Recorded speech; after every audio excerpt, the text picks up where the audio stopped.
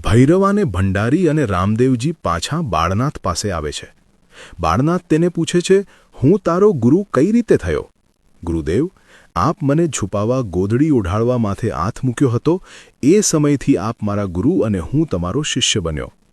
બાળનાથ મનમાં વિચારે છે કે ભૈરવાને મારનાર કોઈ સામાન્ય બાળક ન હોઈ શકે. આ કોઈ દેવપુરુષ હોવો જોઈએ. આમ વિચારી અને તેનું પરીક્ષા કરવાનું વિચારે છે.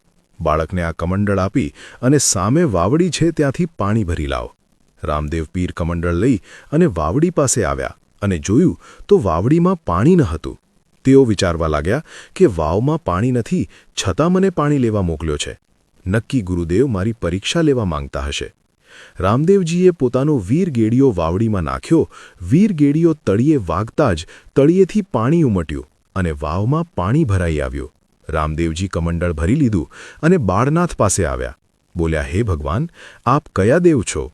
રામદેવજીએ કહ્યું, ગુરુદેવ, આદિ ધર્મનો ઉપાસક ના રક્ષક માટે જ મેં જન્મ લીધો છે. બાળનાથે વિનંતી કરતા કહ્યું, ભૈરવાને મારી આપે મને ભયમુક્ત બનાવ્યો છે. એ આપના મારા ઉપર મોટું ઋણ છે.